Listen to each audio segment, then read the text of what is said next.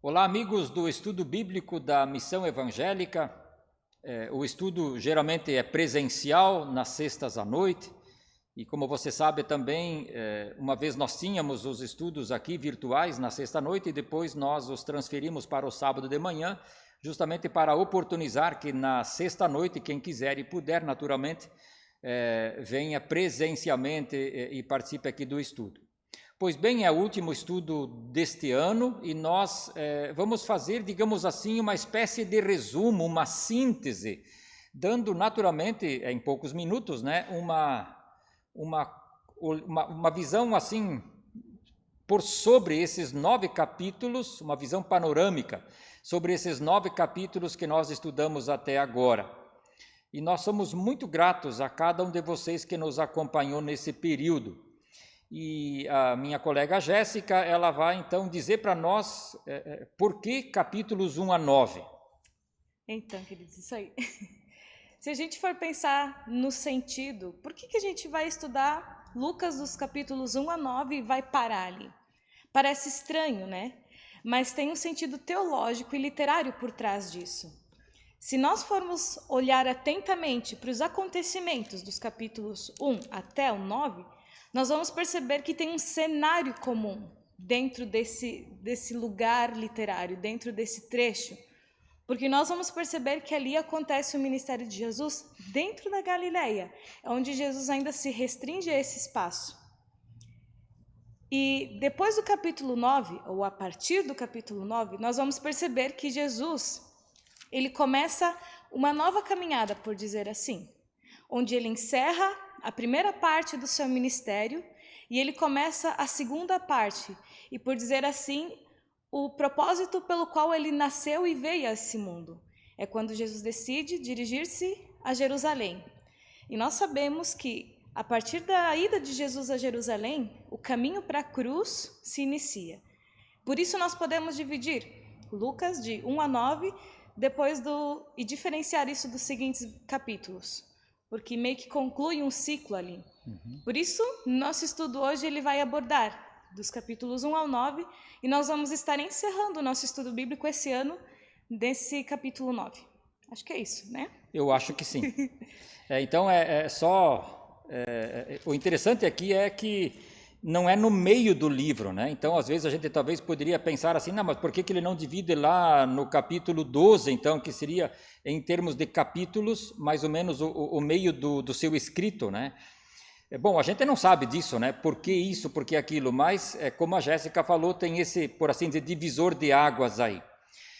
Nós queremos, a partir dessa nossa introdução, falar alguns aspectos, e eu falo um pouquinho sobre aquilo que me chama a atenção, em resumo, assim, digamos, capítulos 1 e 2, ou capítulo 1 e o comecinho do capítulo 2. Eu destaco ali, por exemplo, a intenção do Lucas quando ele escreve para um amigo dele chamado Teófilo.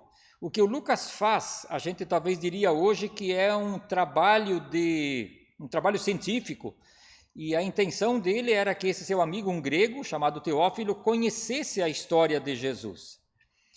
O Lucas é o homem que faz um trabalho mais longo em comparação com João, ou Marcos, ou Mateus, os outros evangelistas.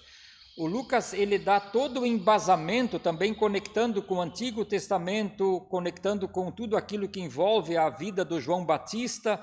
Enfim, o Lucas, ele abre bastante os horizontes sobre aqueles primórdios, sobre aquilo que vem antes do nascimento de Jesus.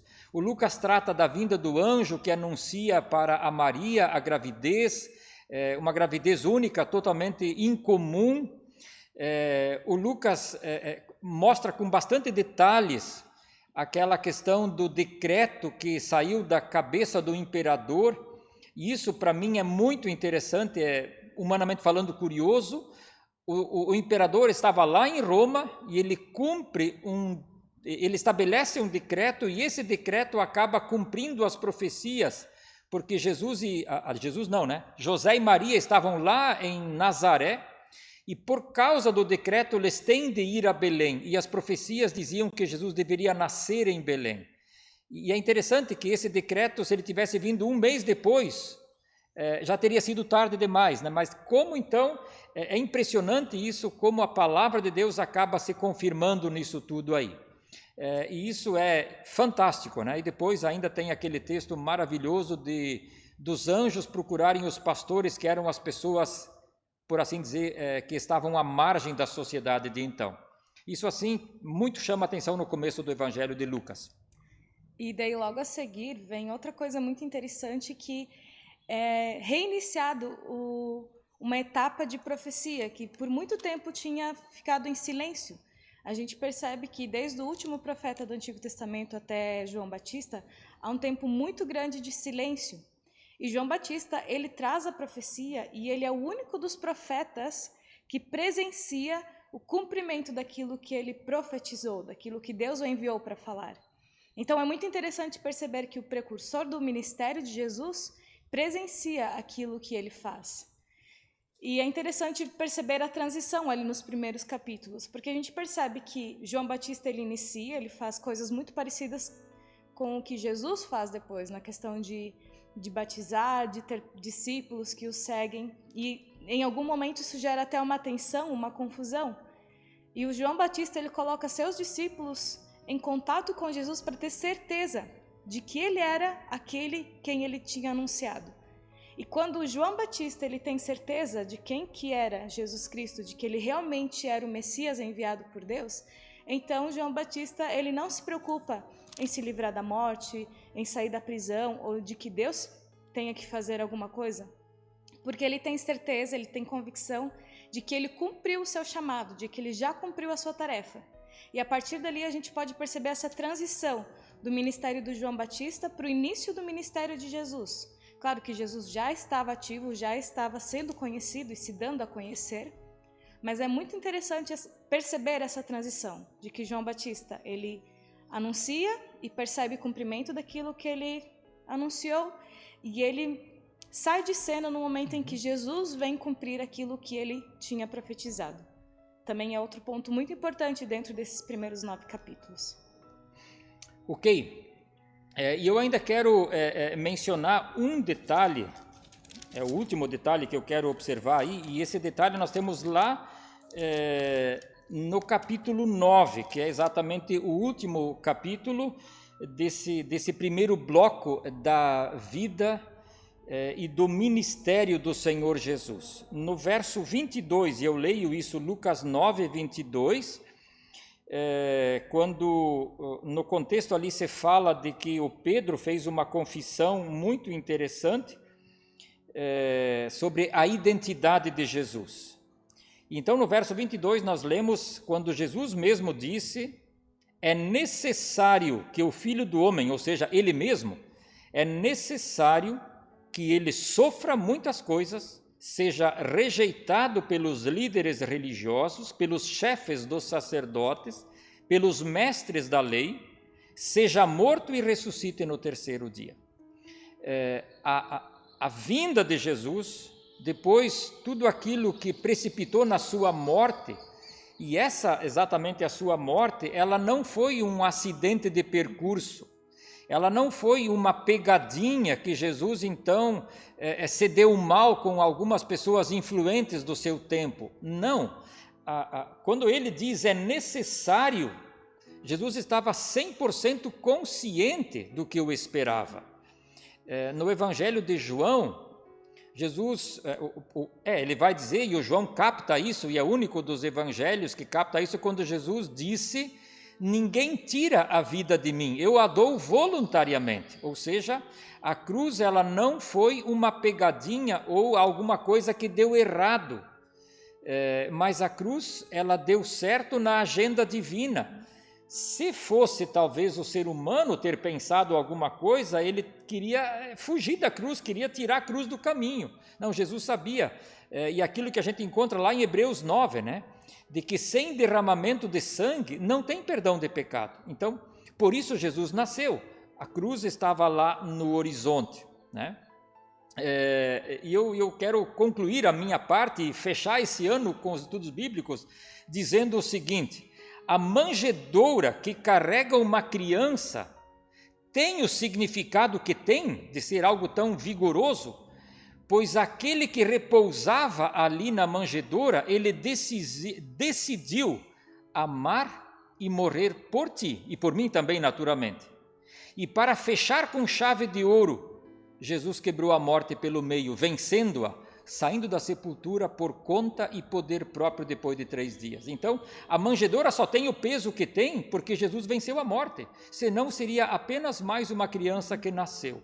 Então, o peso da manjedoura, ele ganha reforço com o peso da cruz e o peso enorme da ressurreição. É isso, Jéssica? Muito bom, isso aí.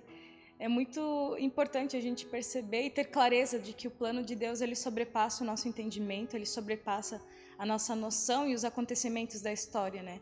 Por isso, crer e confiar de que apesar desse ano turbulento que a gente teve, apesar das coisas complicadas que aconteceram, crer nesse Deus que mesmo fazendo coisas incríveis, no lugar improvável, no meio de um lugar onde as coisas pareciam loucura, e ele trouxe a loucura da cruz para nos fazer salvos, a gente pode de novo olhar para esse Deus e confiar de que 2021 ainda vai ser um ano cuidado e regido por ele. Alguns avisos importantes ainda, pessoal. Nós vamos encerrar o nosso estudo bíblico de Lucas ainda essa semana, aqui na Melk de Pomerode, e nós vamos estar voltando com o nosso estudo bíblico com um outro tema já no ano que vem, na segunda sexta-feira de janeiro, ou seja, no dia 15 de janeiro, já volta o nosso estudo bíblico presencial, e no dia 16 o nosso vídeo vai estar aqui para que você possa acompanhar a gente. Então, meus queridos, um feliz e abençoado Natal, que o Senhor esteja com vocês, que você de fato possa refletir e se preocupar em ter, antes de muitas ocupações, se preocupar em ter a presença de Deus na sua casa e na sua mesa.